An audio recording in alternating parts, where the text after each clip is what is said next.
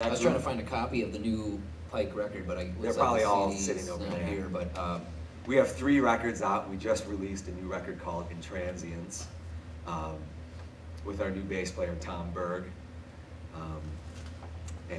CD release show was last Saturday. It was awesome.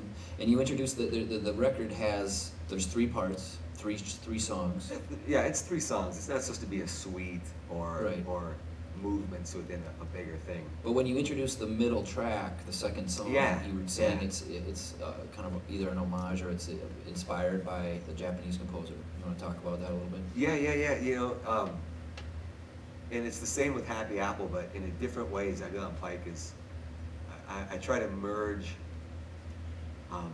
some of the things that I love with classical music.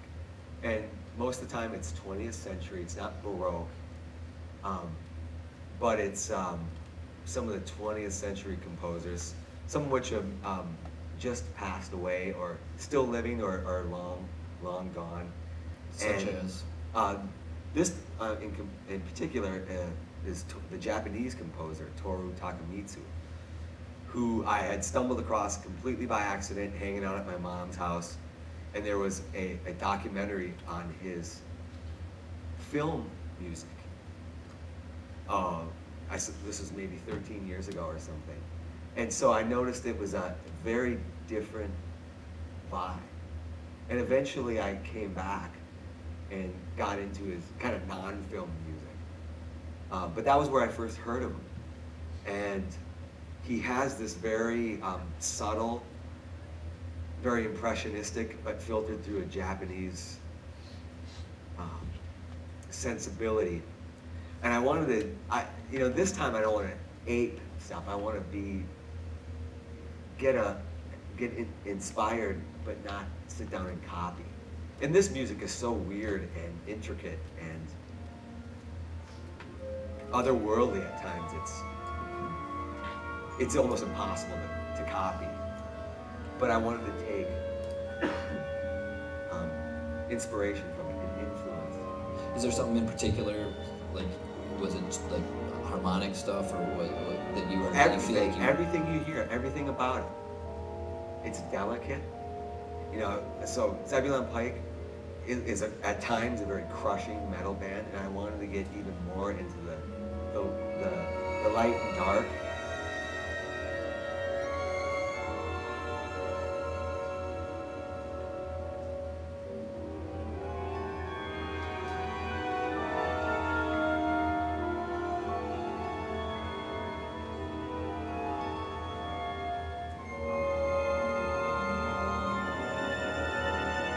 You know, I've come here to the U of M a few times, and I wanted to see what this music looked like.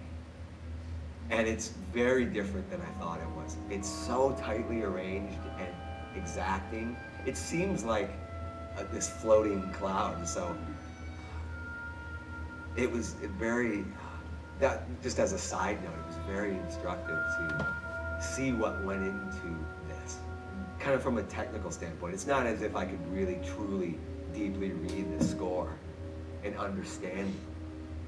But my perception of what it may have looked like in a score form was very different. And so the Pike tune was just a song that had some more gentle parts and dwelled on that impressionistic thing without trying to sound like him. It's called, the Pike tune is called Star Ocean. And we'll talk about that title. All right. Do you want to talk about it now, or sure, do you want to play it first? Takemitsu has a few song title, or song. Some of his pieces are 2 words, and this is very literal, that kind of aping his style. Either it's 2 words with a slash, that's the idea behind the piece, or a dash. And I was driving to a Zebulon Pike rehearsal while the ideas for this song were kind of working their way onto tape and in my head. And I looked over, and I was just about to get out on the highway, and there was this delivery truck for like Asian food, and it just said Star Ocean with an address. And I just kind of said, that seems like a lost Takemitsu piece, a title for one of his pieces. And it also has that happenstance I'm kind of into, you know, this kind of low culture, or just this thing you run into that's not a deep thing, but it's, your business is called Star Ocean. That's incredible. And so I thought that those ideas kind of merged. And that's where the title comes from. So it's definitely kind of funny, but yet there's these things that you run across that can have meaning if you want them to, you know. Now, the way this tune starts, do you want to set this up, Star Ocean, at all, before we listen to a little bit of it here? No. Okay. No, let's hear it. Let's hear it. After hearing a little bit of the Takemitsu.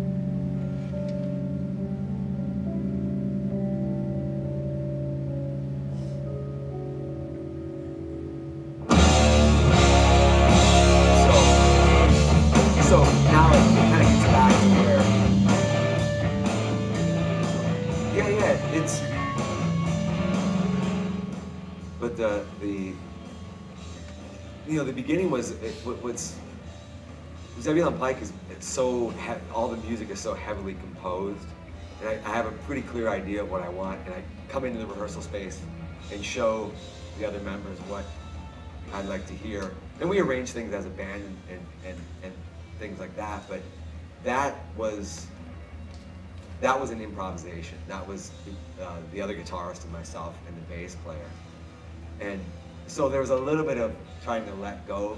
Morgan and Tom. Yeah, Morgan Burkus on guitar. And it's also a nod to,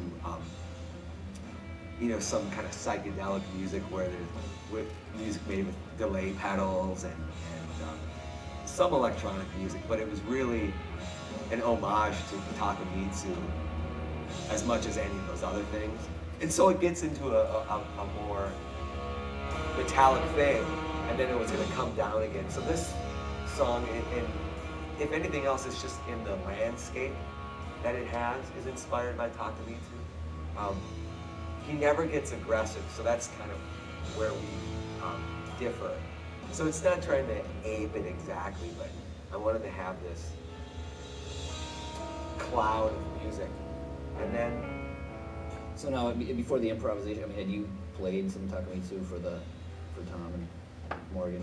I don't think so. There have been a few other composers, but I may have for Erik, the drummer, but I'm not even certain.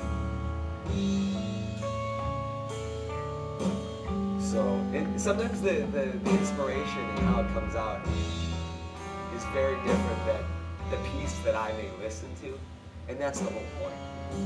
At this stage, I would hope that it's very, very different.